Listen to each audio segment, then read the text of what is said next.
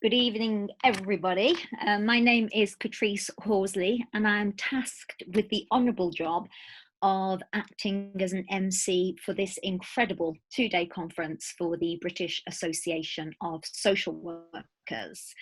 I was there this morning at the opening session, which was all about protecting rights, helping people flourish, and are we there yet? And in that session, the themes and the stories that came through were very much to do with we are doing the best that we can, and that life is not binary. It's not all just bad and good and right and wrong and black and white. We are trying to do the best we can in the messy, chaotic grey area in the middle of all of that. There was also ideas around, it used to be about doing stuff to people, and then it was about doing stuff for people. And now it is very much about doing stuff with people and acting as advocates and enabling people to find their voice. And the next session is going to very much be about language, I suppose, and who owns the story and what language do we use to tell the story. Who is narrating us, and do we have a voice in the midst of it all? And I think indeed that we do, especially if we look at the next group that is going to come up. But before we do that, and before I hand over to Emerita Professor Margaret Holloway, we have to say something very important, and that is happy birthday to BASW UK. And I'm not the only one who wants to say that. There's a group of people who also want to give you their well wishes, and here they come now.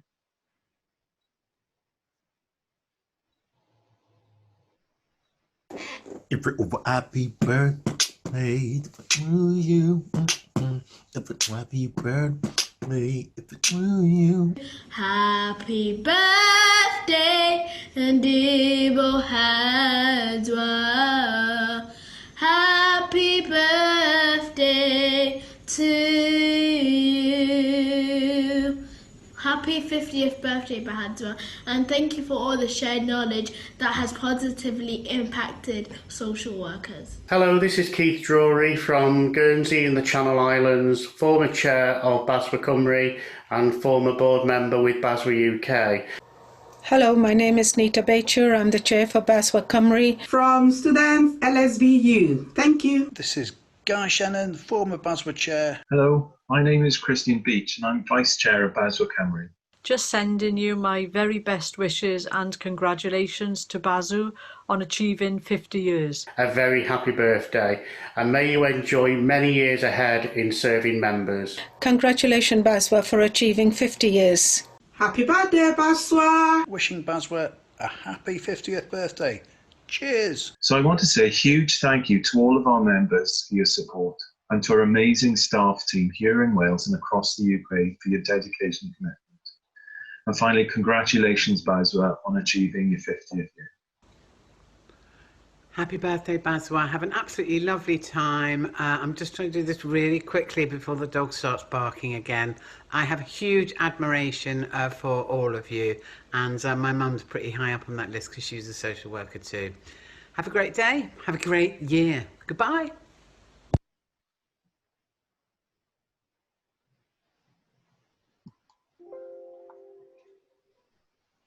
And now we've got the next session, which is called Social Work, Research Then, Now and Next. And let me say that we are standing in the present, and we have to look behind us to the past, because the present is formed of the past, and sometimes it's rocky and uncomfortable to stand on. And if we're going to leap into the future, we need a solid surface to leap from.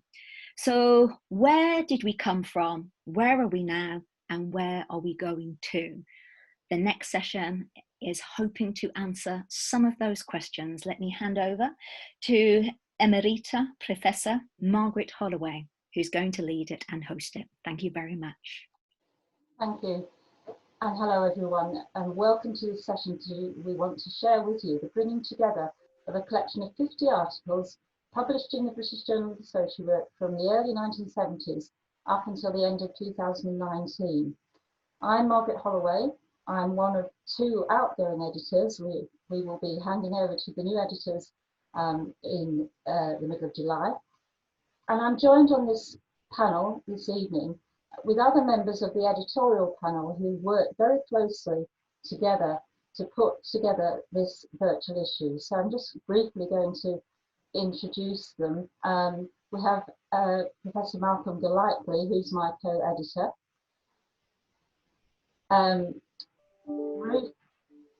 Ruth Allen, who you know as the CEO of BASW. Top left on my screen anyway, Jim Campbell, Professor Jim Campbell, who was an editor before the team before Malcolm and myself. To my right, Peter Unwin, who's an editorial board member and who has particularly worked in connection, in collaboration with BASW on issues around people with lived experience.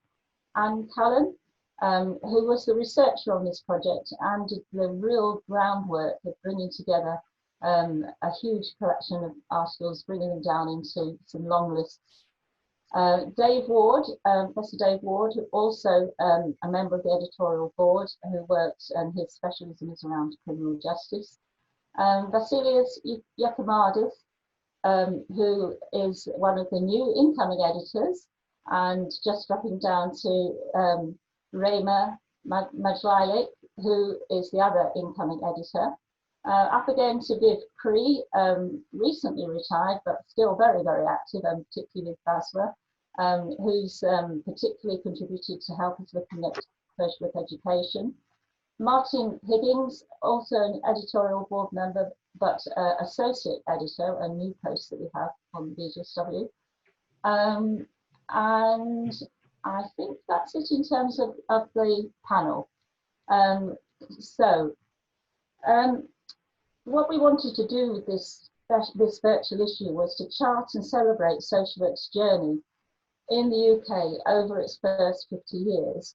And we wanted to do that through the eyes of articles published in the British Journal of Social Work, looking at how well and how they reflected on key changes and concerns at the time, what they were writing about in terms of enduring and emerging themes. And we also wanted to represent the range of stakeholders and voices, including marginalised ones, which make up social work. We wanted to reflect diversity, including across the 4 countries of the UK. And we wanted these to be articles which had an impact on both the research and the practice communities, and which had meaning for the lives of service users. So to select 50 articles from a total of over 7,000 with that sort of brief was almost an impossible task. We did a progressive series of long listing and short listing several times until we arrived at 4 thematic collections spread across the 5 decades. And those 4 collections will be displayed in that way when the issue comes online. The 4 big themes are children and families, adults, social work with adults, and that has included probation and mental health, ethics, values, theory and research, and the 4th one, social work education and the workforce. And running across these themes, we tried to give significant attention to the voice of people with, or the voices of people with lived experience, including through co-produced research and writing. Inevitably, I'm sure you will understand, there are stories which don't emerge as strongly as others. And there are some puzzling absences, and we acknowledge those. In order to try and address some of those, the articles are going to be accompanied by a multi-authored editorial, which will tell those stories, those sets of narratives, the sub-stories or the stories embedded in other stories, and to spell them out in a way which just the articles can't necessarily do in themselves. Whatever else we haven't done, and we might not have done as well as you might think we could have done, we have certainly weighed and balanced or tried to balance a number of different claims and many different perspectives, and to have those voices heard and represented. In a few weeks' time, the whole collection will be available online, and it will be made widely and freely available for a number of weeks.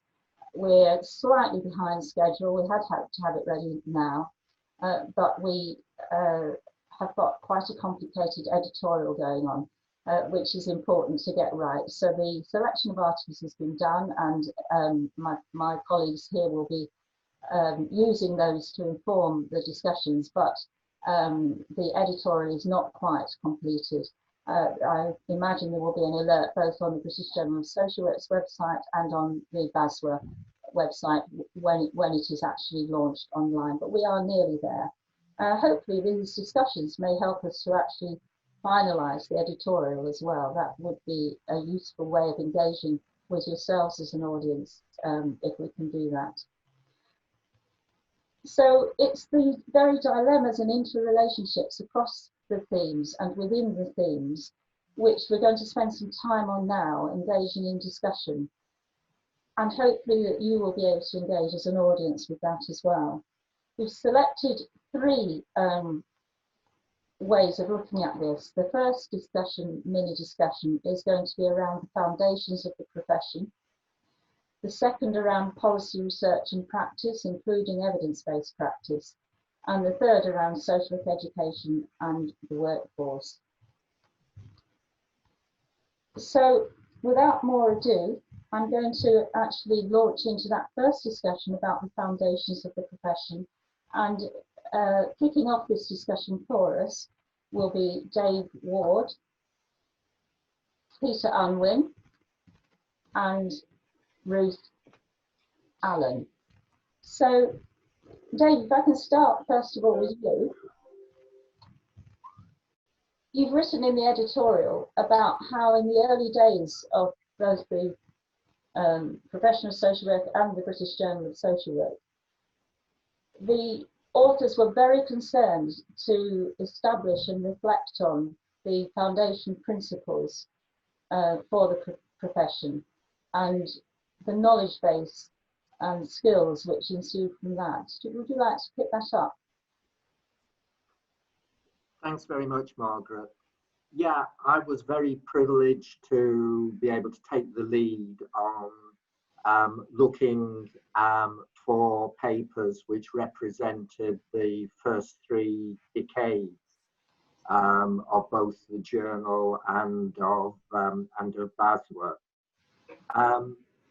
And I found that very, very exciting and stimulating, because where we started, of course, was the coming together of into a single profession, and in parallel into a single agency, the local authority social services departments, what had been very disparate professions previously. And within the journal, that coming together was very clearly represented in its early years, with people, with the authors seeking, particularly one would note the very influential article by Olive Stevenson on knowledge for social work, seeking to establish what was the common foundation of social work, and then dealing with the arguments that were that continued to exist from the occupational groups which previously had been separate, in the children's departments, in the welfare departments, in the hospitals, the hospital almoners, in community development, and indeed in the probation service, with people exploring how their different identities interfaced with the new identity of a new profession. It was, of course, a period of great political turmoil, the 1970s, 1980s, and then into the 1990s, in which the profession came to be, its credibility came to be challenged a great deal, particularly in relation to childcare, numerous child abuse inquiries that took place in that period, and that we begin to see, I think, in that period, not a reversal of the process of coming together, but a process of eking out and establishing the distinctive skills and knowledges of the different parts of the profession, albeit at that time largely within a common organizational framework. And also the development in social work research of a greater concern for evidence and the ability to be able to defend what the profession was about and the work that people were doing on the basis of the outcomes that were achieved, rather than on the basis of the intentions, which were much more of the focus in the 1970s, where it was much more about establishing the purposes of the profession and the different parts of it. I can just put in Ruth here. You looked particularly at sort of ethics and values and how those were reflected and commented on across the decades. How much of the early stuff do you find, in particular stuff around identity, really resonates with what's going on today? Yes, thanks, Margaret. There was, it was interesting reading. I was reflecting that I became a social worker in 1994. It's almost like right in the middle of our 50 years. And looking back to the time before, there were some things that felt familiar and some things that now feel very, very, very far away, and in a way felt far away even when I qualified, some of those debates. But I think what I particularly picked up in my review of some of the sort of ethical debates and kind of debates about kind of purpose was certainly the rise in the 70s, for at least for a period of time, of radical social work, and what elements of radical social work have kind of continued, and the debates about radical social work and how much that added to the understanding of practice and practice priorities, which kind of raged, perhaps rage isn't quite the right term, but was certainly evident during the 70s and into the 80s in particular, and of course has continued. And there continue to be submissions about the notion of radical social work, with quite a focus on the ethics for social workers of understanding the structural reasons why people have the difficulties that they have, fundamentally, the unfairness of society, inequalities, and how as a profession we need ethically to always appreciate that. But lots of debates about the extent to which that was determining in people's lives, and the role of social workers in helping them with their personal difficulties, and with the things that happened at an individual, family or community level as well. And the emergence of feminism, the emergence of anti-discriminatory practice in the 70s, 80s, and into the 90s in particular, which is now in some ways become quite mainstream to a degree in some part in the journal, perhaps. Maybe that's an overstatement. But I think certainly that was very, very strong, very powerful from particular commentators, and of course debates about about what feminism was for social workers, about the relationships between, for instance, women social workers and the women that they work with, the role of men in feminism. And in terms of anti-discriminatory practice, some particular commentators there, people like Lena Dominelli and Neil Thompson and others, writing on how anti-discriminatory practice is part of what social workers do in the way that they work with people that we work with, but also how we treat each other and how we might expect to be treated as a diverse workforce. The issues around, sorry, am I going on a bit? Shall I draw to a close there? I think one of the other things I just wanted to say is that the importance, it's very important for us that we chose articles that represented in a way a diversity of authors, by gender, by ethnicity, by other factors, so that we're not rewriting the history of BJSW because it is of its time, but that what we've ended up with is a collection that shines a light on a whole range of important ethical and really quite political matters of importance to the profession through the authors, through who the authors are, through their subjects. And through the views that are expressed, that bring it up to date and make it relevant today. Thank you. I see that Viv wants to chip in, but I want to first just take the discussion because we have some comments in the chat coming from the audience about the importance of the stories and the language and how this shapes who we are today. One of those stories which has evolved and taken the language with it, Peter, is surely around the people that social workers work with and what who in the 1970s we called clients. Would you like to pick it up from there? Yes, thank you, Margaret.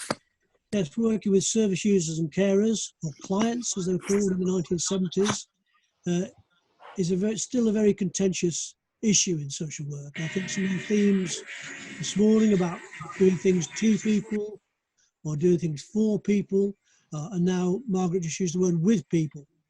And it's always been, I think, an uncomfortable relationship. And there's still many people now. I teach at the University of Worcester with students, and many students just don't get it, that you'd go on a qualified course, become a professional, yet you'd listen to people who are mentally ill, people who've been perhaps perpetrators, people with limited cognitive abilities. So it's probably still more marginalised than it should really be in our profession. And I had an easy job really on the editorial board because I was asked to review all of the articles on service users and carers, or people with lived experience, as we increasingly use that phrase. And there were, of course, very few. And in fact, I think only one by anybody who had been a service user, and that was Professor Peter Beresford, who many of you will know.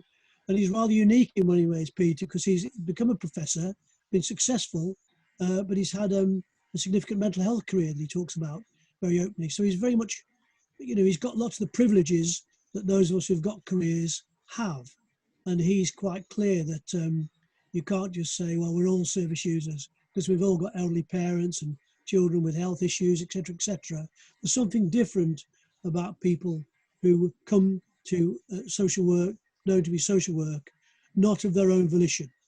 They're often unwilling customers, despite the language of, the new managerialism, marketisation of social work. And I think that BASW itself has certainly moved closer in the last 6 or 7 years to working in partnership, or we use the word co-production, which properly used does mean equal power, equal rights, rather than a load of academics or practitioners and the odd service user or carer. So we very much aligned ourselves to working with service users and carers in the belief that academically as well as practically, that greater richness of knowledge, we don't say the academic knows best, the practitioner knows best, the service user or carer knows best, where they're equally valued pots of knowledge. And put together, they bring a greater richness. And we hope that, particularly as the British Journal of Social Work has recently uh, taken on a direction of ensuring that all future publications, articles accepted, do reflect a service user voice or a resonance for carers and service users. So we're kind of shaping the journal itself to more reflect lived experience out there. Okay, thank you. There's an awful lot in that, and there's a lot in the chat about that. I'm hoping that we maybe can pick some of those things up in our last. Yeah, that was just my preamble, Margaret. Sorry. Just my preamble. We need to move on to the next. But Viv, you did want to just come, if you can come in very quickly with your point, or have we moved on from it? Yes, you have moved on, but I'd like to come back to it and just hold on to it and say something about the anti-discriminatory practice agenda, which was very strong in social work education and strong within the radical social work movement in the 80s. Just to say something about, it's really interesting that we've got a very strong push for Black Lives Matter. Well, social work, I think, needs to come back to, we had a Black Perspectives Committee in what was the Central Council for Education and Training in Social Work, which was actually disbanded in 1994. And maybe we need to think again about this. Okay, maybe Viv, when we get to the discussion about social education in the workforce, we can come back. We'll pick it up again. Yep. Thank you. Because I think we need to move on now to our second sub discussion, if you like, smaller discussion, which is around policy research and practice. And we're going to, of course, think about evidence-based practice. And we're very conscious in Britain, aren't we, about how closely British social work in the UK is tied to policy and its impact on practice. And indeed, where there's differences in policy implementation, those are some of the key differences in practice across the 4 nations. So this is a really embedded theme, and probably one of the things that characterises British social work compared to social work in other countries. So Malcolm, if I can ask you to pick that one up first, and Jim and Anne are going to join on this discussion. Sure. Well, thanks. It was so nice to hear people talking about radical social work. As a person who actually, if you're like a child of radical social work, it's nice to hear that maybe bouncing back on the agenda. I mean, one thing I wanted to say was that I've been a social worker now for, well, a long time, mid-70s.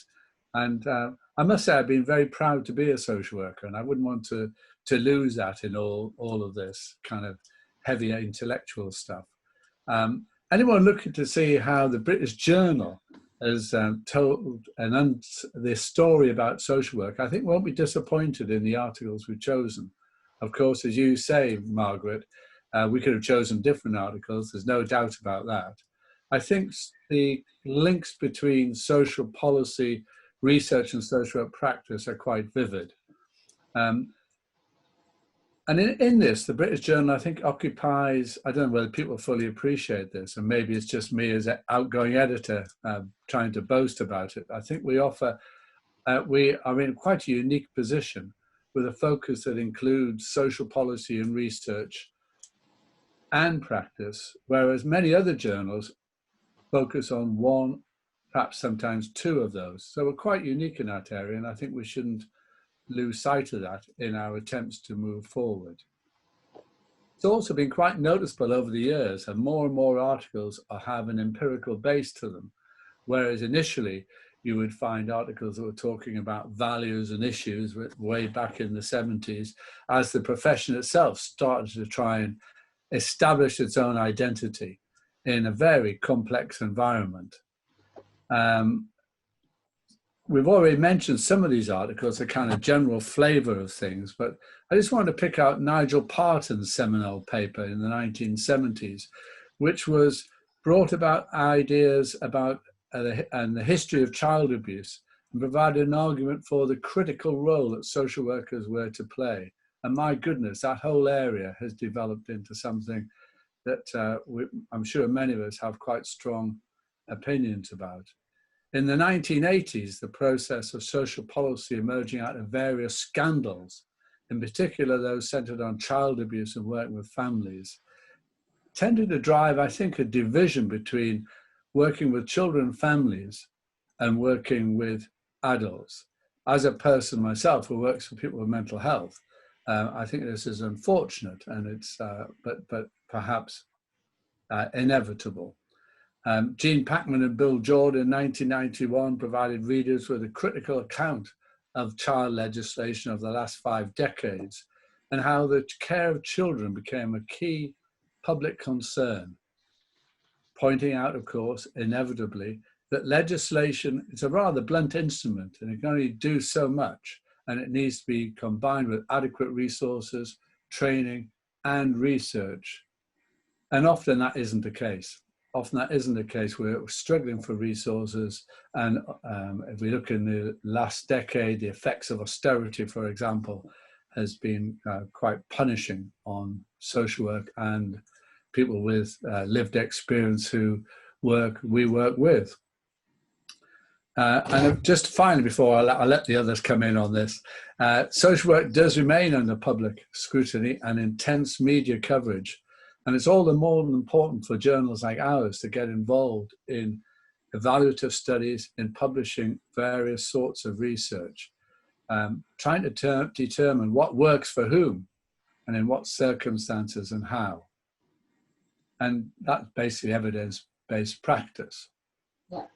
And Can I just bring Anne in here? Anne, you're somebody who's worked for a very long time in all sorts of different practice settings, and you've been a manager, and then you came back to academic work and research later in your career. You did the initial job for us, looking at the policy landmarks and what was being published around this time. Do you want to add something in about this way in which this symbiotic relationship almost between policy and practice? Because we've written quite a lot, certainly in my field in adult services. There are 2 landmark pieces of legislation, and social workers are constantly aware of this agenda.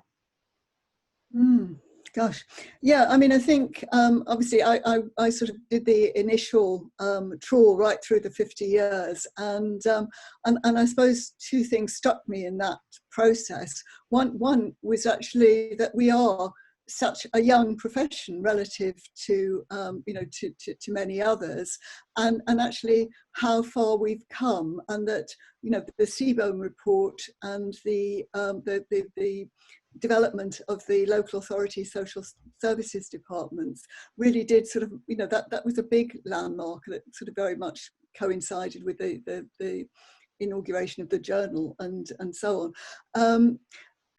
And I think the journal does faithfully reflect the journey that we've all been on, and really sort of how much has actually happened and how much how much the profession has developed and moved from being aspirational towards a much kind of richer engagement with evidence and research. But being very much affected by it, and despite some of the knocks really that have been taken along. I love the way that Lynn Romeo referred to the commodification of care following the NHS and Community Care Act as a hiccup. I think sort of a lot of people experience that as something rather more dramatic than a hiccup.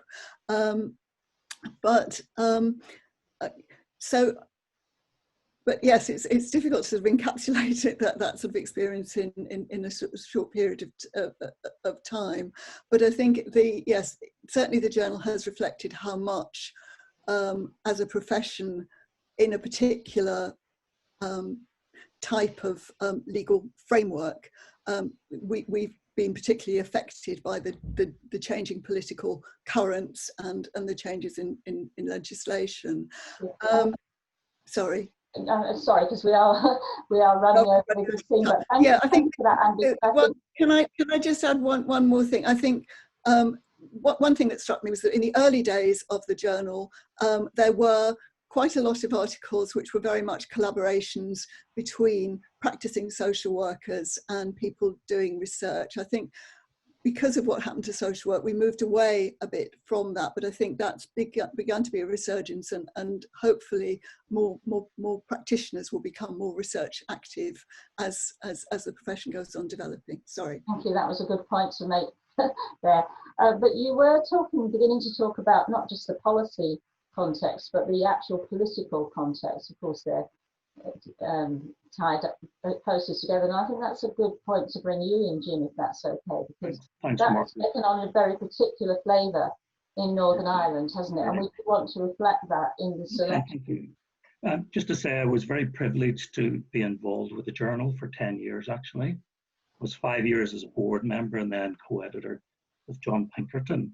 A very interesting juxtaposition for both of us to be from Northern Ireland and to be editors of the British Journal of Social Work, the British Journal of Social Work.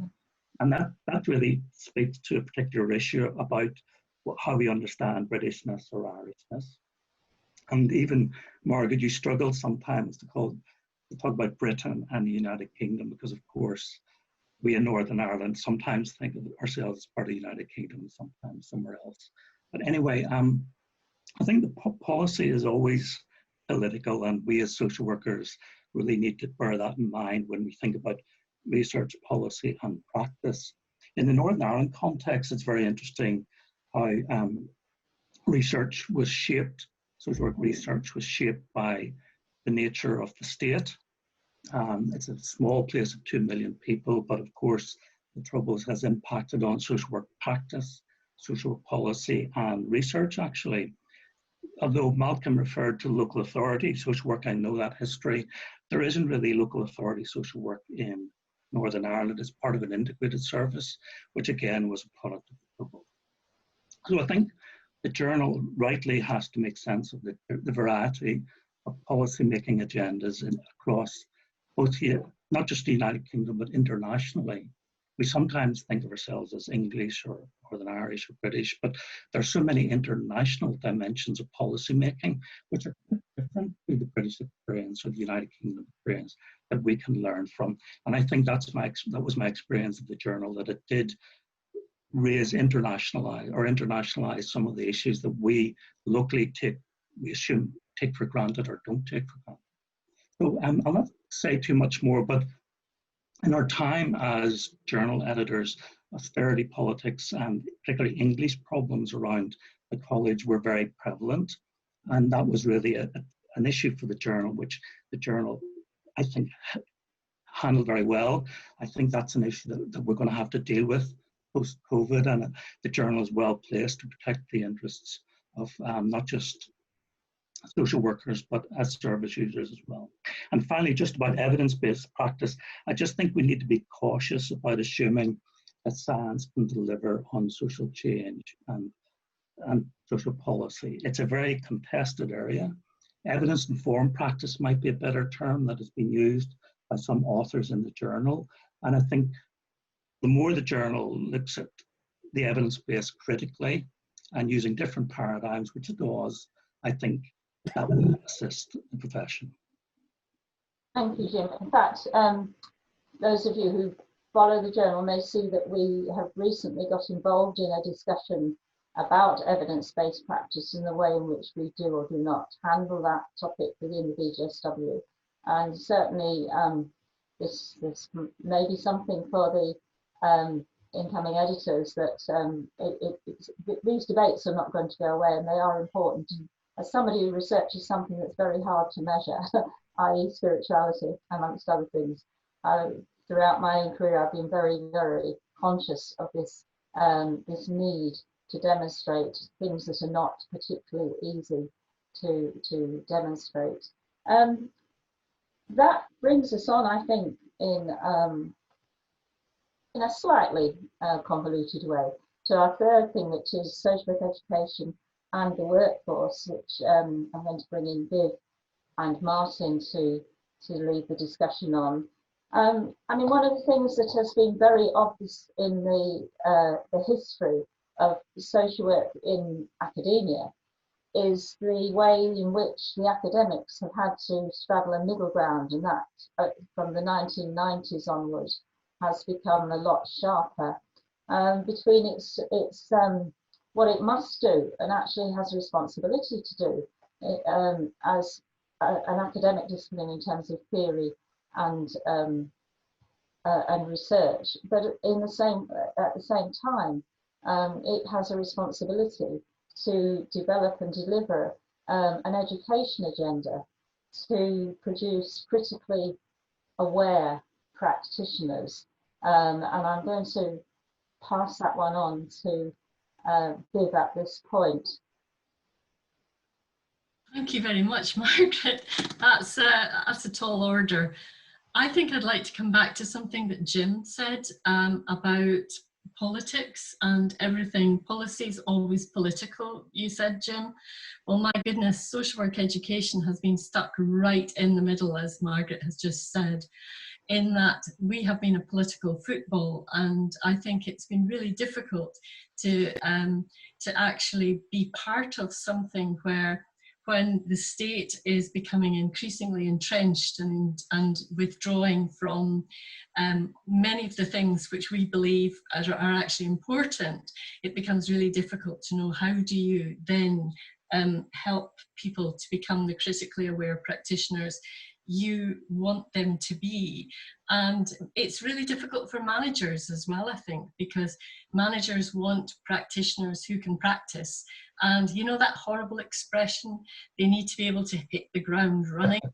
And actually what we've said in the past is that actually they need to be able to hit the ground thinking rather than hit the ground running. But I can understand where that pressure is coming from. Yes, to come back to the articles over the 50 years, they reflect some of this, but lots of it is not actually there in the journal at all. And I guess you would need to look to a journal like the Social Work Education Journal for more of the debate around social work education and how you manage it. I had great fun reading all the articles and being reminded of the 1980s, the 90s, the Central Council for Education and Social Work, it going, the College of Social Work and it going, and all the kind of debates that have happened over that period, pulling social work this way and that. Meanwhile, what social work academics struggle with additionally is another set of agendas completely, which are to do with the research excellence framework and actually meeting the academic requirements as well as the practice requirements. It isn't easy. No. If Martin wants to chip in. Yeah, I mean, just really on a similar basis, but really for me, it's going back actually when David talked in the beginning about Olive Stevenson, and in the sense of it's how we start. I think we started our journey as a profession. Also, the history of the BJSW is that what she said was, I think, about social work knowledge was that it's like walking in the forest, and it's all very well to look at. We need to look at the leaves, but also we have to step back and look at the whole. And I think for social education, it's always been that bit about, does motivational interviewing work? Does this project work? But we also need to remember seeing the whole in social work. And I think at times we swing one way and the other, really. And I think it's trying to get that whole picture linking to practice. And that's actually something that one of the attendees has picked up. Somebody said, we're losing sight of the sociological. That speaks very much to everything that I've ever wanted to say is we need to remember the social in social work. And actually social work is about so much more than just work. It is indeed about placing the individual in the context, which Olive Stevenson would have understood completely. That was very much the kind of idea that was around at the very beginning of the journal. Martin, I know that you, in the course of this exercise, looked at the theme around theory generation and use of theory, and also to an extent research, although as has already been commented, these things they run through, you know, it's often through empirical research that we actually focus on some of these other themes. do you have anything to add about this notion? I'm looking, there are some comments and some questions in the chat about, you know, how do social workers access research? Is it just researchers talking to each other? And I just want to drop in something that my professor, when I was a junior lecturer at Manchester, said to me, which is, he said to me, this is Professor Paul Wilding, you know, very eminent social policy theorist. And Paul said, your practice is your research capital. Don't dismiss it.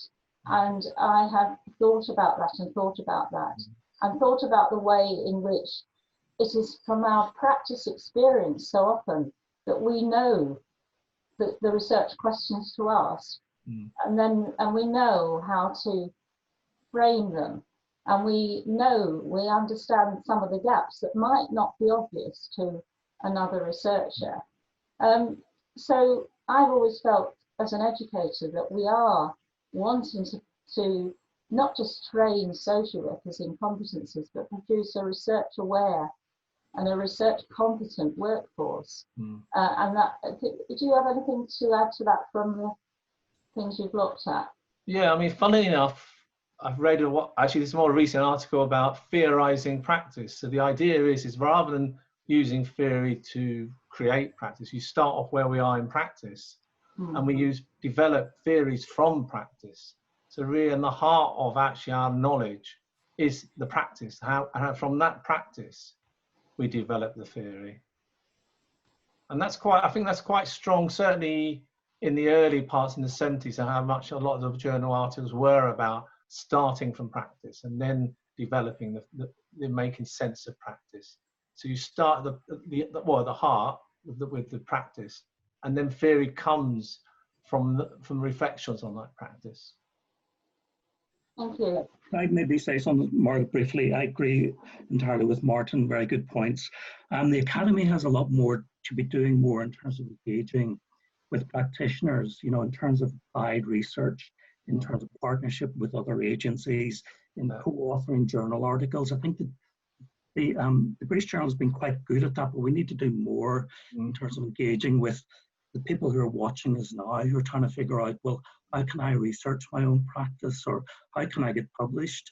And I think the British Journal, actually, the future, in terms of the future, that partnership engagement issue with practitioners is essential, you know, for the profession. Yeah. Thank you. Could I come in just on that? It's Ruth here.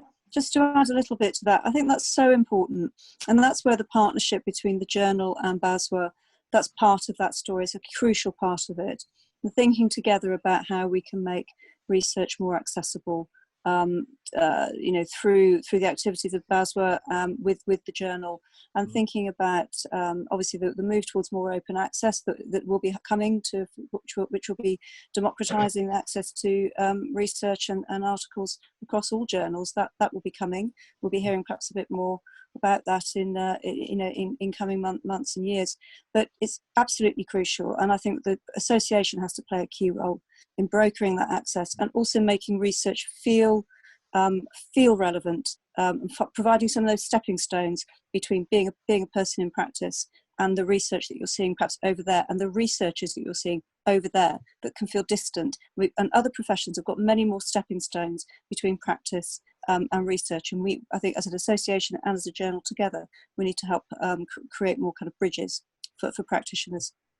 Thank you. And I think this is a good point to start to move it into the final bit of this session, where we're looking about the future of the journal and particularly, of course, its relationship with BASW.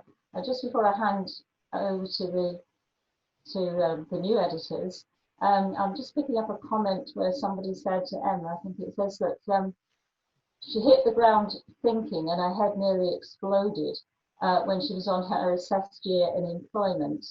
And it reminded me that of when I was teaching adult social work at Manchester University in the wake of the NHS Community Care Act and the introduction of care management. And my students came back from placement and said, "You made our job more difficult because of the way you taught us." And my answer was, well, let's see how we can support you. But actually, I'm glad, because if you had not been thinking about it, then, you know, I wouldn't have done my job. And that was my feeling. So just to pick up a point before I hand over that Jim made earlier about the international agenda. This virtual issue, we should say, was very much about British social work. Sometimes the debate needs clarifying. We are the British Journal of Social Work, but we are a leading and proud to be international journal of social work. And the international side, it was one of our objectives, Malcolm and I, when we took over the editorship, that we wanted to see that grow and expand. And that was good for social work. And so everybody, including people writing about social work in the UK, have got to pull out things that are relevant for the international community. And of course, the whole COVID-19 has reminded us, if we didn't need reminding already, of how many things are right at the heart of social work, and that strike across countries. I think the idea is that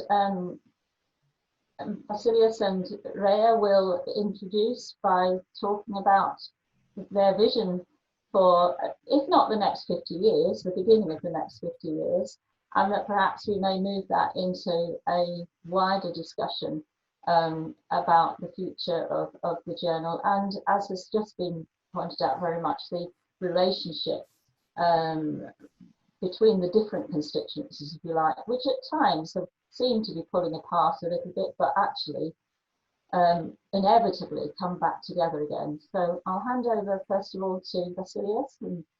Thank you, Margaret. Thank you very much. It's been a privilege really to be part of this discussion and see so many familiar faces.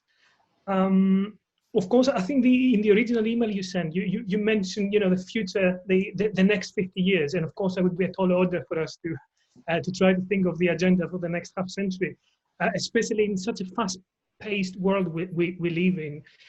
But I think that there is value to discuss what can be some of the future directions for social work research, and I can think of three interrelated things that colleagues have already touched on, and that might be very relevant to the journal. And of course, as we know, the journal is also a platform for informing and shaping future debates. So it has an active role, not just a passive role of relaying messages. So the first one, and you just mentioned that, Margaret and Jean before, is about strengthening social work as a global profession. And there is a role there for the journal and for social work research in general. Because as we have seen over the last few months with the pandemic, but before that, over the last couple of decades really, some of the social problems, some of the issues that social workers deal with have no borders. And it would be illogical to say that specific countries can deal in isolation with issues like environmental disasters or human trafficking or the pandemic. So the journal can be a platform for knowledge transfer. And also these knowledge transfers should happen in a way that promotes social work internationalism. It has to happen in an equal way. As you all know, at the moment there is a big discussion about colonial legacies and decolonizing our curricula. And I would say that we have a role there to encourage the decolonialization of research as well, and empower communities and empower people from, you know, within our country and internationally to speak about their stories.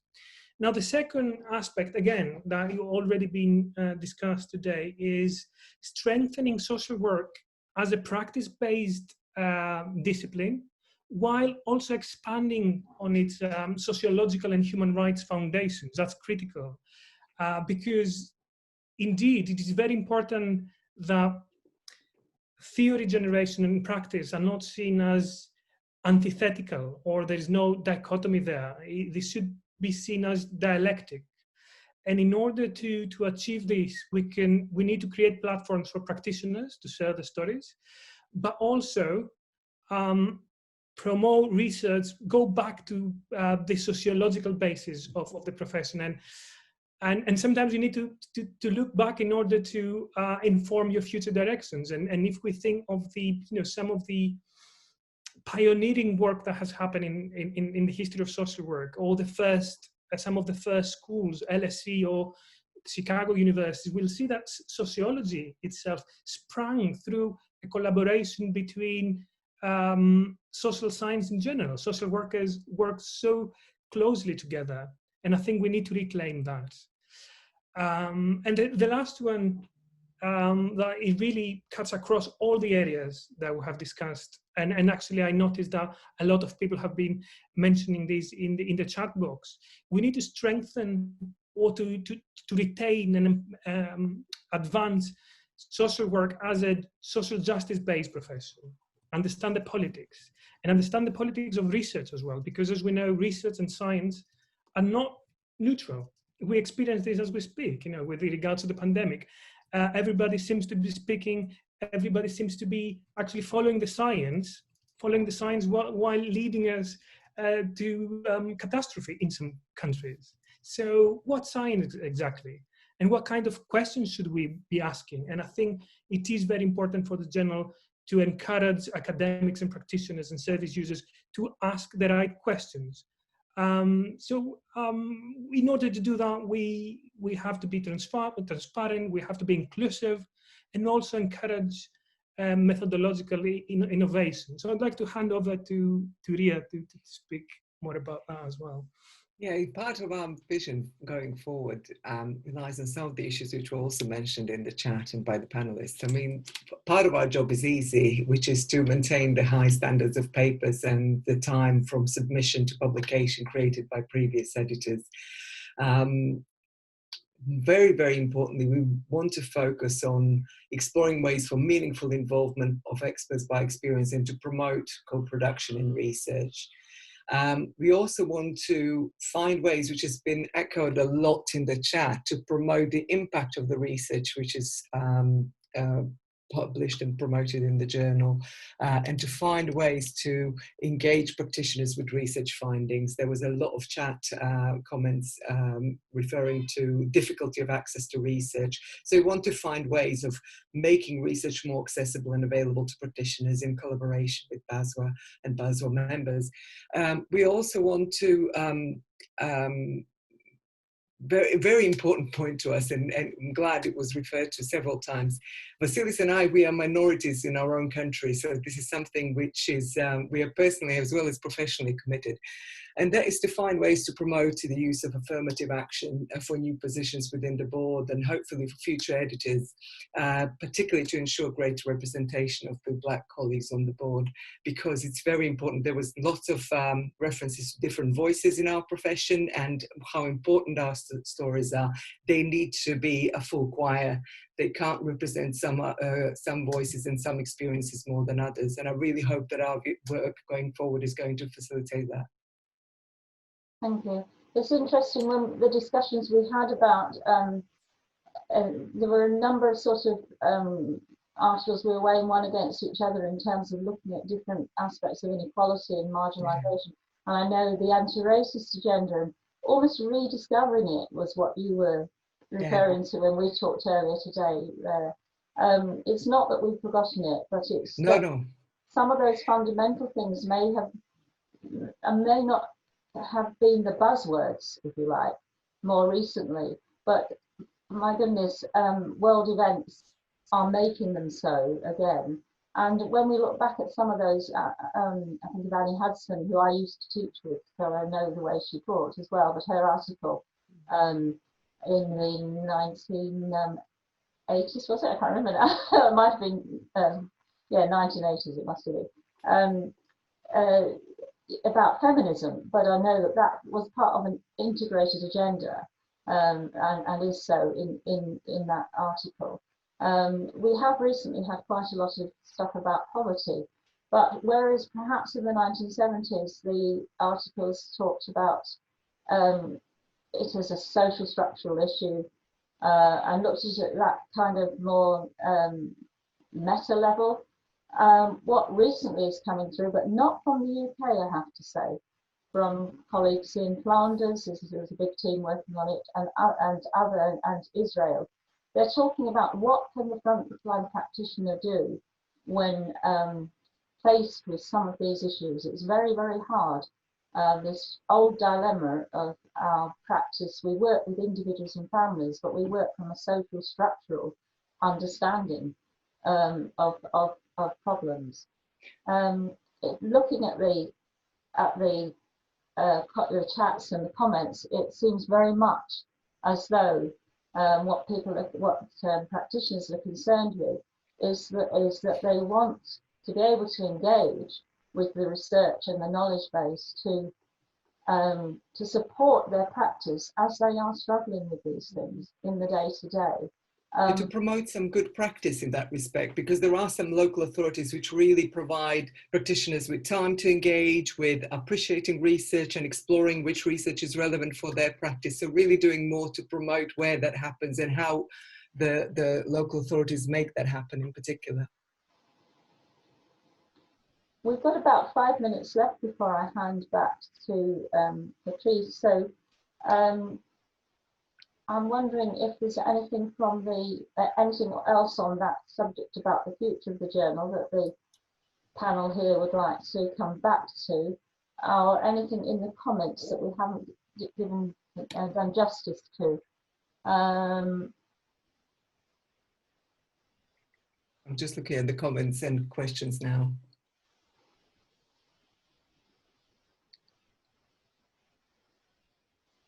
Margaret, it's Ruth here. I think there's one of the comments has come through about how practitioners integrate being in practice with being able to do research. And I'm going to flog my stepping stones analogy again, because I sort of feel, I've said frequently, the stepping stones to engagement in research need to come within the experience of what you get the time to do and what you're encouraged to do in practice. So whether you're involved in small evaluations, you're involved in audit, you're involved in reflection in a way, you're involved in sharing knowledge within the workplace. So you feel engaged with the idea that you are part of knowledge creation. And I think, Margaret, your point was about your previous professor, was made that point very well. Your practice is your assets, your personal capital, and helping social workers in practice realise that every day they are hearing such important, valid, crucial, precious material, precious things about people's lives that deserve to be reflected on, that they can be part of that their reflections can be shared, so that and that they may hold roles. We would like there to be more roles where people are in practice and they're also part of that knowledge creation. And it's not something that happens over there. It's something that starts in the heart of practice and in experience, and then it draws on all this wonderful material that is there for social workers to draw on. One of the topics that I wanted to return to, and we have just about 5 minutes, was the notion about whether or not service users, people with lived experience, however we frame it, are a group out there and separate from us. And I know there are multiple and different perspectives on that.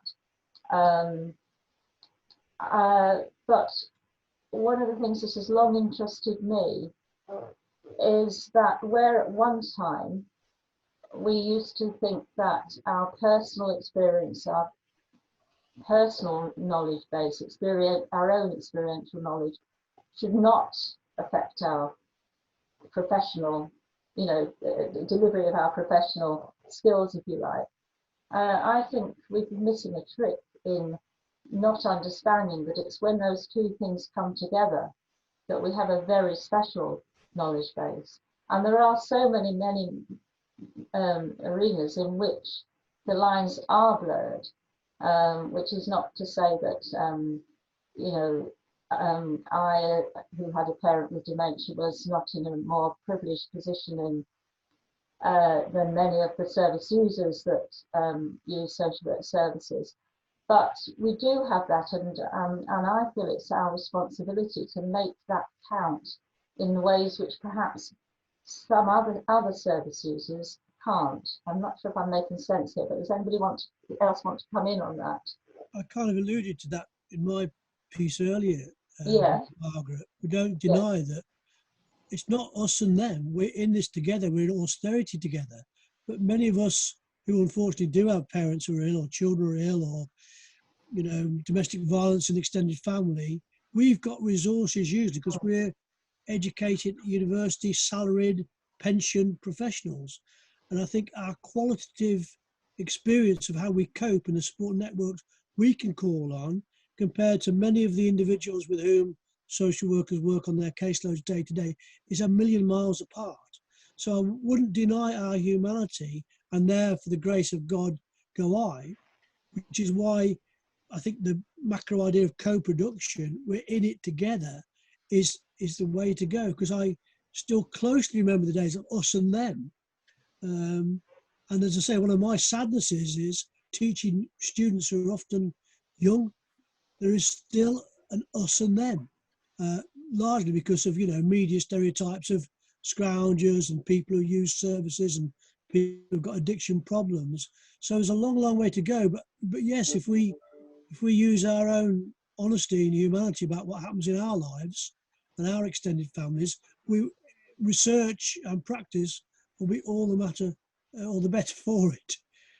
And I'm sure there's interest in academic stuff in the experiences of social workers, social work academics who have come in contact with social work services and what is there. So that would be a addition in its own, in terms of seeing my service from the receiving end, as it were. So lots of material there, I'm sure. Anybody else, or shall I use chair's privilege to have the last word? Sorry. Anne? Ray.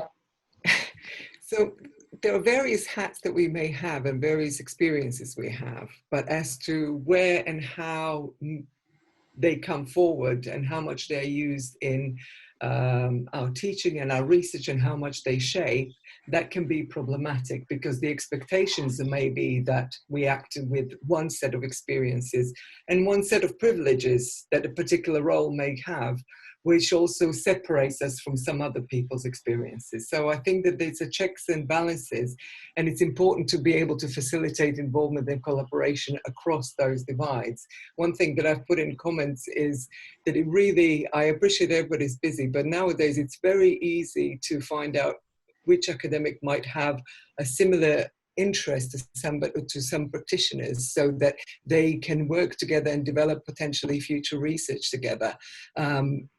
That if there is any need to kind of facilitate that, I'm more than happy to be swamped by emails requesting support and facilitation of that, because it'd be wonderful to enable people to meet colleagues where there are shared interests and shared ways to collaborate going forward. Very importantly, one of the comments early on, I think from Ruth Stark, was we don't have many longitudinal studies, so studies which explore experiences of a variety of people across the life course, and we don't have easy access to funding streams which would enable us to do so.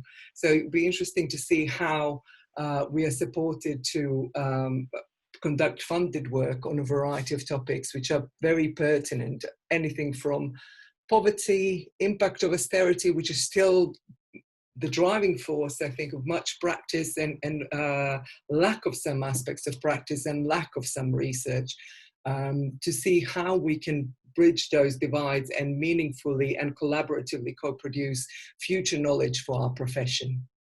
Thank you. So at the end of the day, it comes back to that power sharing and sharing of expertise and lending of strength and being able to take strength from others. And I'm sure we all have stories of that where the most profound insights were provided by people who hadn't actually read the research. But knew it from some other way. I think I feel able, as one of the editors here of the BGSW, to say, I think the BGSW does give a fair crack at these issues. As the mantle passes to the new editors, they will no doubt take it forward in those areas which have been perhaps, if not absent, then less present. Thank you very much, everybody, for your contributions. I'll hand back to Patrice. Thank you very much. It was incredibly interesting listening for me. And for me, for all of the participants who are out there, I can see there's 153 of you. For me, one of the things that came up during that session was this idea about the lived experience of the people who are using the service, and how we want them to be able to use their words and relate their story and their experiences, because they are the experts within that lived experience. And for me, it was interesting to then hear people talk about research and practice, because as social workers who are working and who are meeting those people with lived experience, you yourselves have lived experience. You are the lived experience of social work, and your voice counts. So there seemed to be a little bit of a divide between the people who use the service having lived experience and you yourselves having this lived experience, and as such being the experts and being able to have a valid voice within research. I'll let you in to a little secret. I had to ask earlier on how to pronounce emerita or emeritus, because I'm not an academic, though I would say I'm very smart.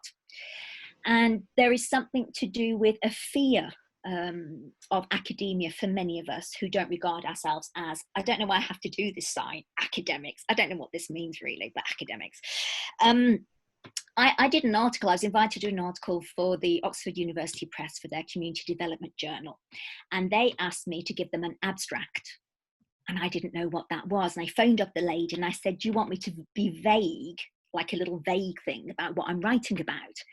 And she laughed a lot at me and obviously thought, what the bloody hell is she doing sending us an article when she doesn't know what an abstract is? And she explained that it came from subtract, and it was basically like the distilled version of what my article was going to be about. And I felt pretty stupid, but I did the article and it's been cited lots of times. So you people out there who are talking about the research and how it's inaccessible and how we do need more of it to inform our practice, and how that research has to be viable and connected to the pulsing heartbeat of social work, how it can't be the fossils of social work kept within these dusty archives and dusty books. It has to be this vibrant, living, real thing. Oh, write the articles. You're the lived experience of what you're writing about. And I love this idea of practice is your research capital.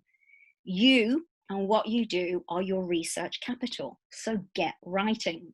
This morning we were talking about courage, and we were saying that you can't be courageous unless you feel a little bit scared. We were talking about how other people narrated our story for us. The newspapers and the media, the stories that we hear about social work are often the negative ones. All the positive stuff, that's not told. We wanted to find our voice. We wanted to be brave, find our voice, not swallow our words. Somebody was saying that linked into Black Lives Matter, the idea of this can't breathe. The pandemic is taking our breath. We are holding our breath. I am saying use your breath to shout out what you're doing, own your story and change your narrative. Ruth was talking about the journal being relevant and being accessible. I am 100% behind those people who say you have to be an academic to have access to journals. It can be costly if you want access to certain articles within journals. Movements are being made on that with this particular journal, and Ruth was talking about that. Some stories aren't being told, and it's almost like we are now we're weaving these stories together, and every person has a thread of story, but the loom that we're weaving on is racially biased. The loom that we're building on was made centuries ago, and it will keep some stories down and it will raise others. We've got the power to break the loom so that every thread and every story, no matter how uncomfortable that thread is, no matter how itchy that thread is, no matter how bad it makes us feel when we look at it, that thread has to be in the story.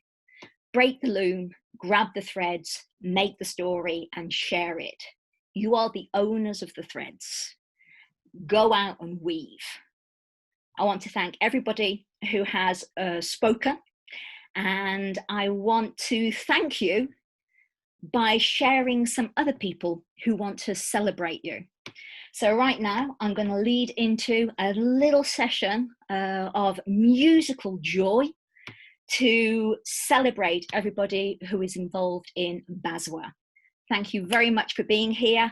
I'll see you all tomorrow morning. Well, actually, I'll see you a little bit later after this music. But here comes the music. Happy birthday to you. Happy birthday to you. Hi, I'm Phil from BASW Cymru, just wanting to wish BASW, the organisation, many congratulations for 50 years of service to social workers such as myself. So I want to send the British Association of Social Workers my congratulations for these momentous 50 years, and to hope that there'll be another 50 years ahead. Thank you. Hi, this is Dave Pritchard. I'm the Registrar at Social Care Wales and therefore the regulator for social workers in Wales. I just want to congratulate BASW on reaching its 50th anniversary. All my best wishes to Alison, the Welsh staff, the Welsh social workers, and indeed all those across the UK who get so much from the organisation. Hi, hello. It's Kusa Kapusi here, and I want to celebrate with you. British Association of Social Workers. It's your 50th birthday and 100 years of doing phenomenal social work. The reason I want to get involved and celebrate your success and celebrate your birthday is because I have had the good fortune of having some phenomenal social workers. I joined a children's home in 1966. I was 8 years of age, and my social worker was integral to my transition, my sense of self and well-being, all the way till I joined the army in 1975. So I do understand the good work that you do and how important you are to young people up and down the country who are trying to make their way in life. Keep up the good work. All right, happy birthday to ya. Roedd hapus yn hanner cant I BASW. Happy 50th birthday, BASW. Having worked within this wonderful organisation for 29 years, I have had some brilliant experiences and had the pleasure of meeting some extraordinary people. In doing so, I have built some lifelong, beautiful friendships. We truly are a family here at BASW, and I'm so pleased to be part of it. Hello there, I'm Nick Lovell from the BASW Cymru Committee. On behalf of Julian Levitt and the Social Workers Benevolent Trust. Hi, I'm Pete Felden. On behalf of the BASW England Adults Group. I'm Meryl Williams and I work as a professional officer for BASW Cymru. John McGowan here, General Secretary of the Social Workers Union. Hi, I'm Richard Servie and I chair BASW's Policy Ethics and Human Rights Committee. Hello, my name is John Dudley. I've been a BASW member since 1981.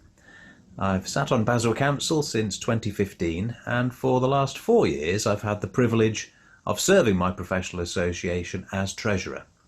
Right now I'm also the chair of BASW's Heritage Steering Group. I just want to wish BASW a very happy 50th birthday. Have a great year. The anniversary, BASW. Well done to BASW for representing social work for 50 years. I'm proud to be a social worker and a member of BASW. Happy birthday, BASW. Hi BASW, happy 50th. Happy birthday, BASW. Have an absolutely lovely time. I'm just trying to do this really quickly before the dog starts barking again. I have huge admiration for all of you, and my mum's pretty high up on that list because she's a social worker too. Have a great day. Have a great year. Goodbye. I've only been a BASW member now for just over 20 years, but I've enjoyed my 20 plus years, And for me, the favourite of my time as a BASW member is obviously the creation of the Social Workers Union in 2011, which was a great achievement by BASW. Again, happy birthday and look forward to celebrating. So it gives me particular pleasure to have this opportunity to offer greetings to friends and colleagues across the 4 nations and beyond as we celebrate BASW's 50 years and look forward to working together towards a fairer future. Really wish BASW a very happy birthday. Many thanks, BASW. Happy birthday.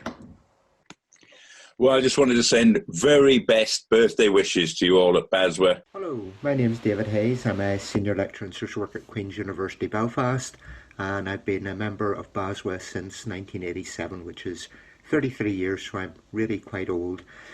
I would like to take this opportunity just to wish BASW a very happy 50th birthday and continued good health. Hello, my name is Paul Doran. I am the Director of Rehabilitation with the Northern Ireland Prison Service. I would like to congratulate BASW on your 50th birthday as the Professional Association for Social Workers and Social Work. Hiya, it's great to be a member of BASW. Happy 50th birthday. Bye. You say bye? Bye. Bye. That was rather lovely. So now I'm going to read something about the next music piece, which I'm a little bit excited about. And this has come from Ruth Allen. So next we're going to have 7 pieces of music from around the UK, some recorded specially for BASW's 50th during a lockdown, all sent by the artists wishing us love and a good celebration. Go and get your gin and tonics quick. 4 of them, Ed, Carly, Sinead or Sinead, and Leo are social workers and BASW members. Jordan is music director of a university gospel choir that has celebrated and involved the graduation of social workers, including one of our talented members, Ella, who also provides a piece. Leah is the very talented daughter of the BASW England Vice Chair and has provided a piece especially for us.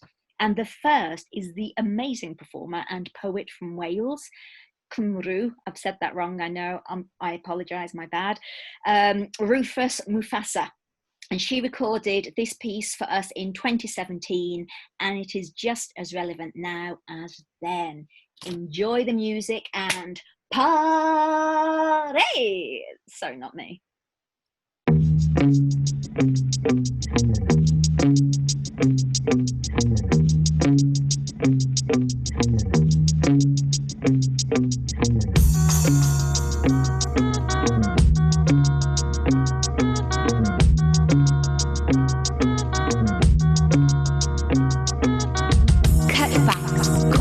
Bigger issues, psychological warfare. They say widespread austerity is a life choice. Welfare emphasis gone from our probation services.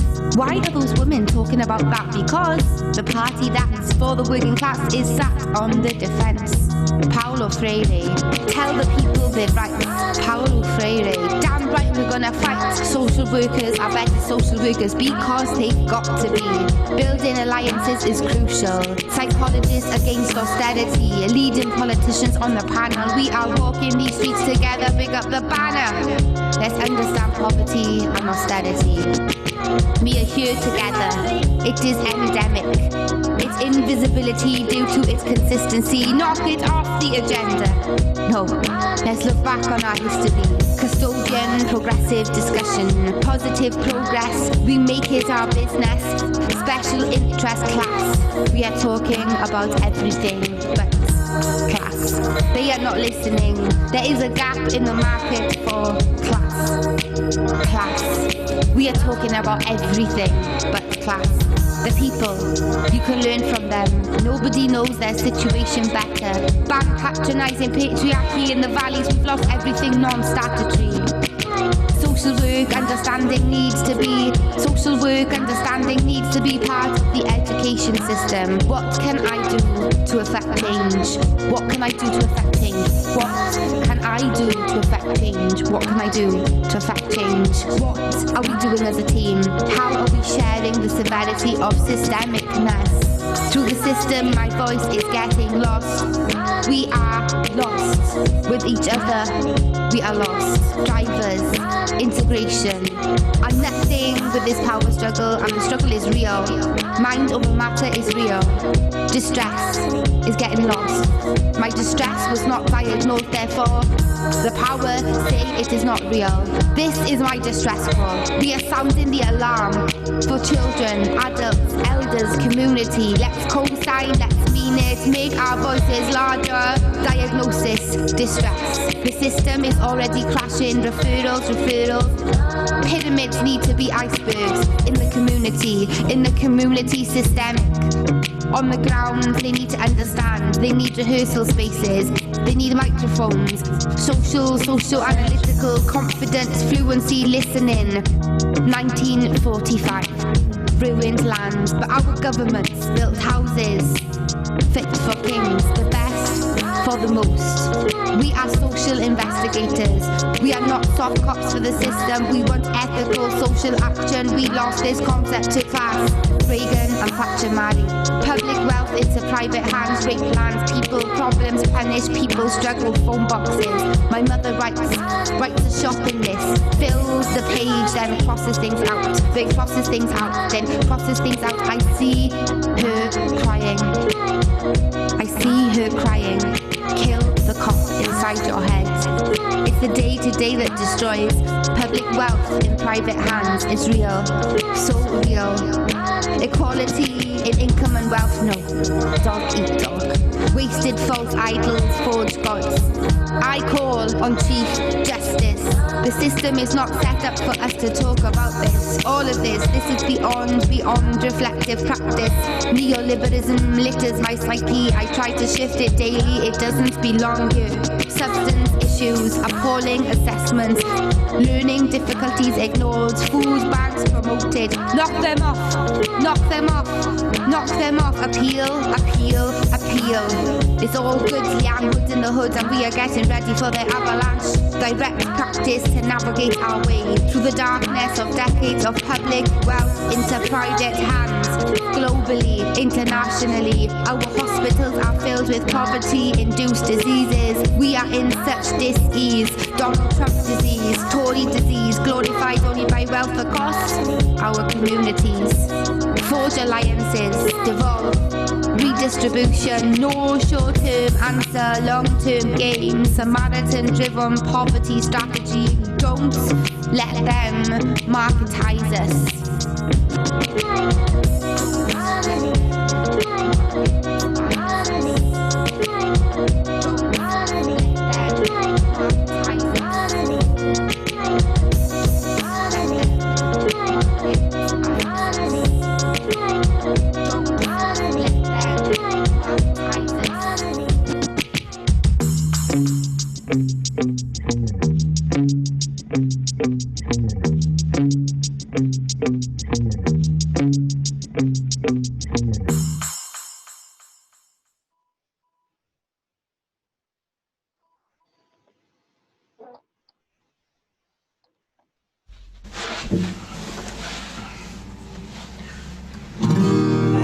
Social worker, I know not where I'm from. I guess I'm just a means to an end. I make a friend and then I'm gone. I'm a social worker and a singer of songs. I am a jack of all trades, my friend, you might guess a master of none. I'm a social worker by accident or default. Now I'm part of the system of a machine that rages on. Damned if I do, damned if I don't, damned if I will, damned if I won't.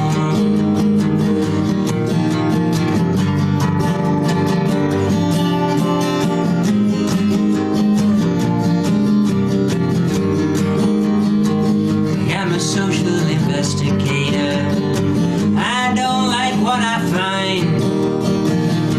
takes a social worker, it's a state of mind. I am a social caretaker, remedy of kind. I am a social medicator, I'll give you something if you like. Damned if I do, damned if I don't, damned if I will, damned if I won't.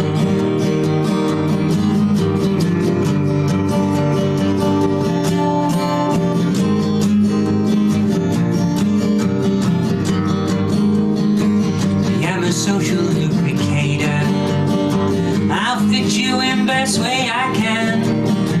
I might even bend a few rules for you, but please don't tell them if they ask. I am a social special agent, I serve to protect and control. I might even give you some responsibility, but in the end I'm responsible for you all. Damned if I do, damned if I don't, damned if I will, damned if I won't, damned if I do, damned if I don't, damned if I will, damned if I won't.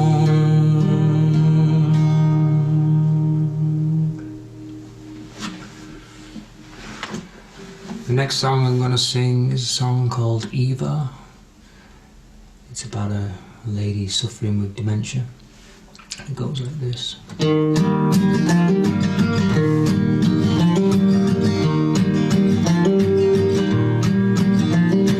Eva, have you seen her? She wanders alone, knows not which way to go. She's waiting for someone to meet her.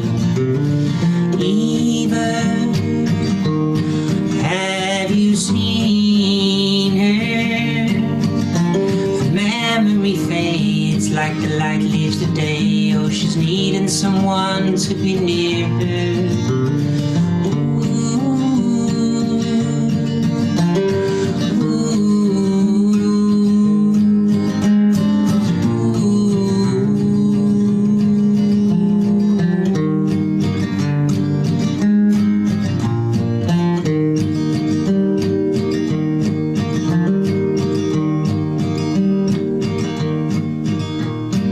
Eva, have you seen her? She's drifting away like the mist on the lake, like the stream trickles into the river. Eva, have you seen her? She's slipping away, she asks who's that face staring out from the mirror.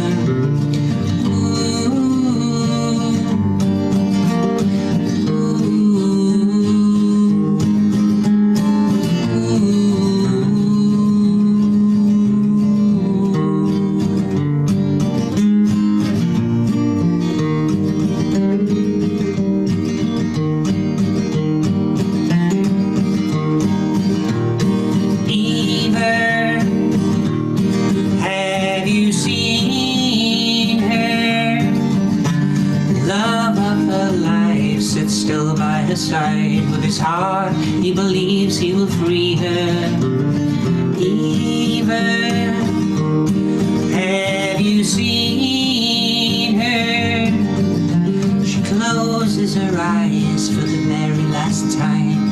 A shadow, it finally leaves her.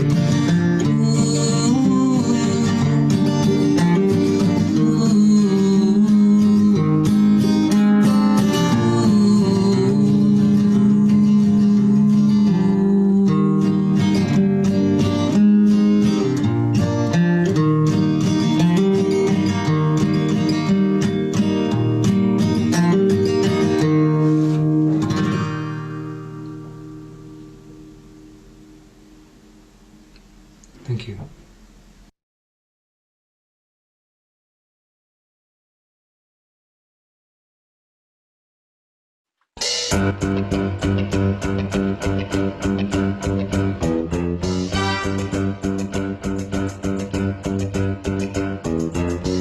in a bed from a shift in the civic, phone on loud, so we're ready to visit. And if it's right, we'll try and get some sleep. 2 in the morning, getting cup before tall, but don't they know we stop and then salmon stuff like me on the job at EDP. Working 5 to 9, what a way to make a living, barely just in time for the lecture to go missing. Even custody once the A jobs are finished, it's enough to do well. The phone does not stop ringing. 5 to 9, with flexi and dad at home, 'cause we can keep things calm till daytime can become well. Going past the Swansea, can you help us with a placement? Julie said we cannot get complacent. Ooh. Checks with the police on child protection and stuff the court assessing for a section. Let's hope this best if a person needs to stay. A neighbor has phoned for their elderly friend to keep on falling and wanna go in for some respite care, so it's back now we go again. Working 5 to 9, what a way to make a living, barely just in time for the lecture to go missing. Even custody once the AA jobs are finished, it's enough to do well. The phone does not stop ringing. 5 to 9, yeah, our work is isolated, so we hope that all of the case notes are updated. If you fear a crisis, refer on your computer. Signs of safety sound well, we'll be a troubleshooter. 5 to 9, yeah, working out of hours. We are social services with children and all adults. It's a long old night, and we hope that we're not needed. Then we'll spend our time pleasantly unneeded. EDT.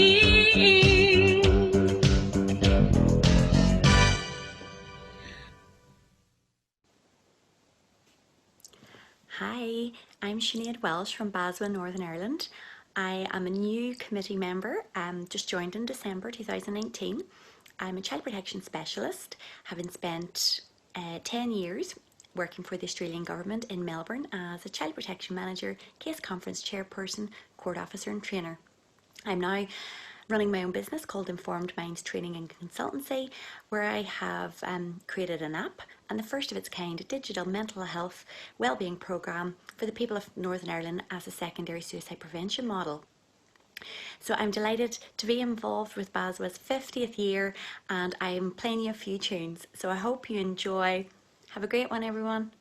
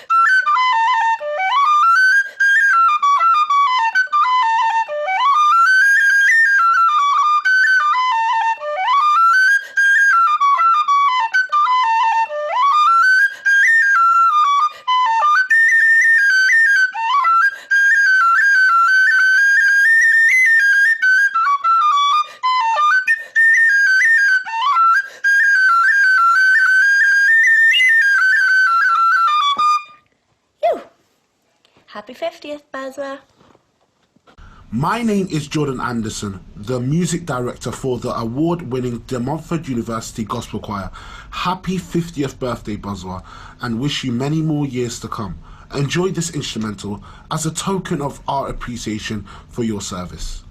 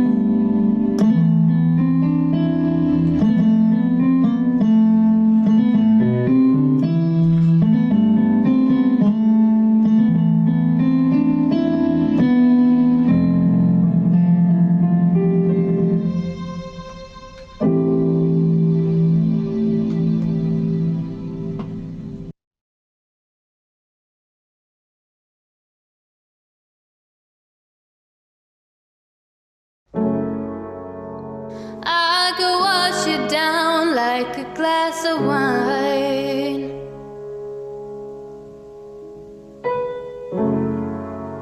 And I don't need to think anything twice. You know I wish you were here all the time.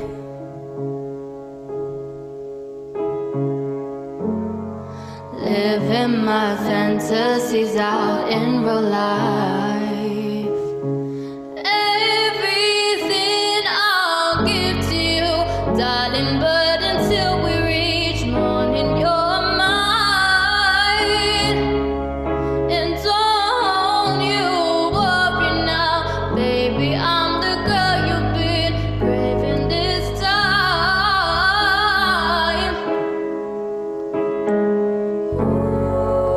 Guess you've been dreaming about me day and night. I think that's real, 'cause then you won't forget me. And it's the reason why I hold you tight. I will pray that that day doesn't come. You know I wish you were here all the time. You know I wish you were here all the time. Living my fantasies out in real life.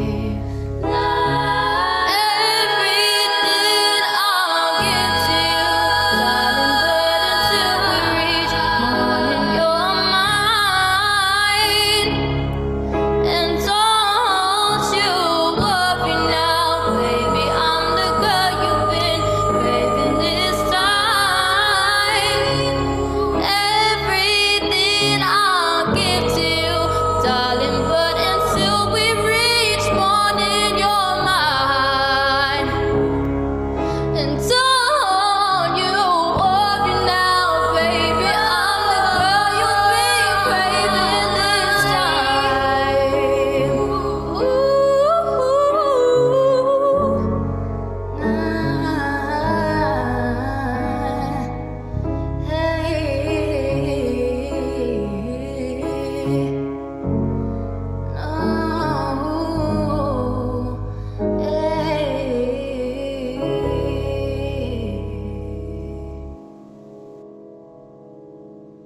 Hello there, my name is Leo McCann and I'm a social worker and mental health officer based in Edinburgh.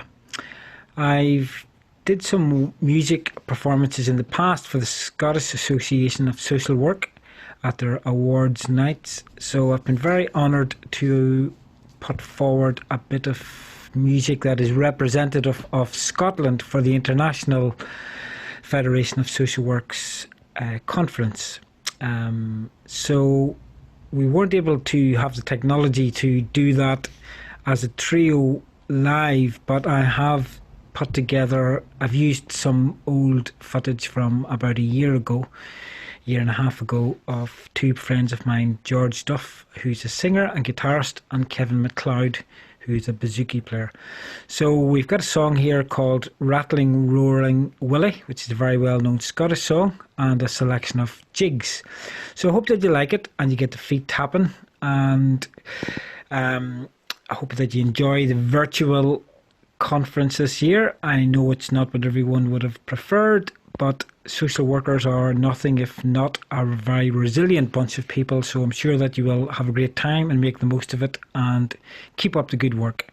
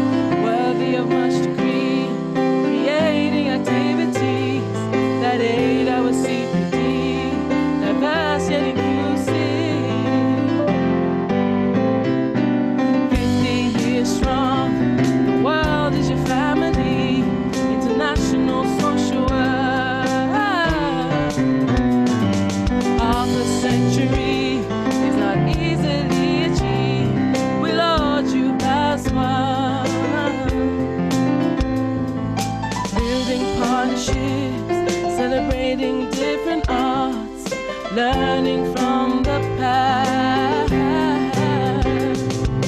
strengthening the present, a voice is formed for young and old. 50 years strong, the world is your family, international social work. Half a century is not easily achieved. We'll hold you, BASW. Oh, 50 years strong, the world is your family, international social work. Half a century is not easily achieved. We'll hold you, BASW.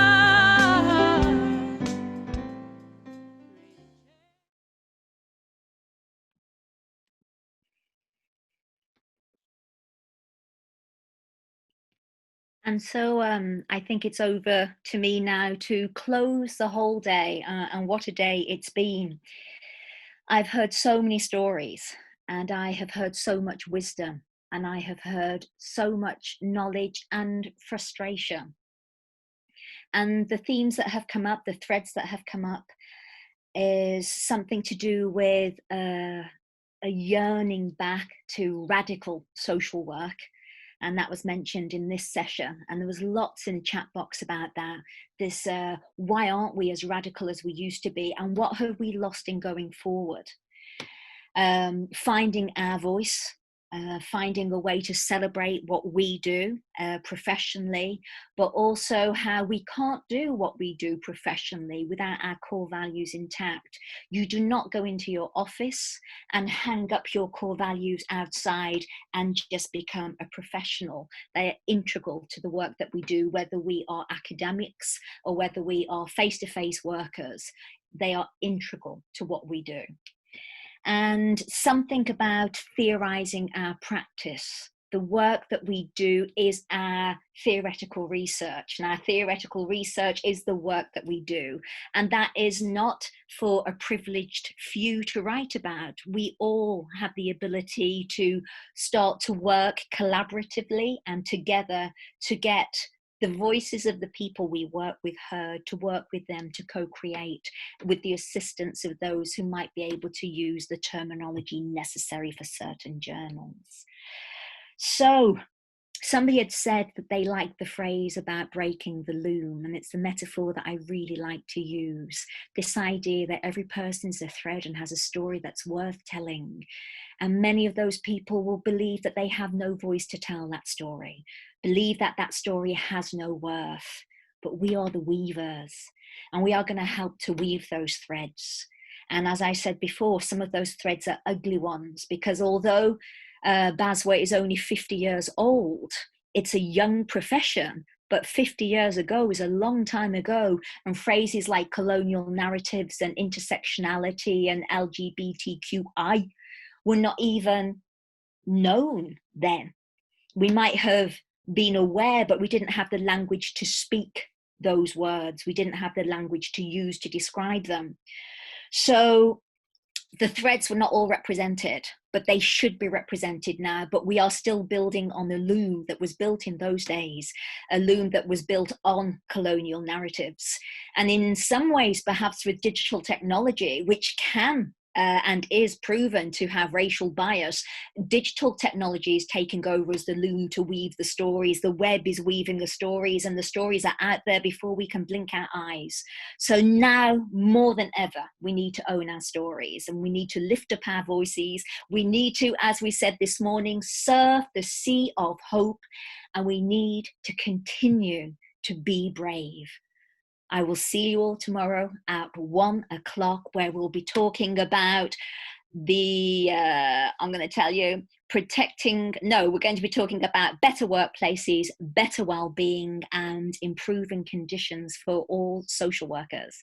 Because how can you quench the thirst of a person when your well is empty? I'm mixing my metaphors, and soon I'm going to be mixing my gin and tonic. I wish you all good night.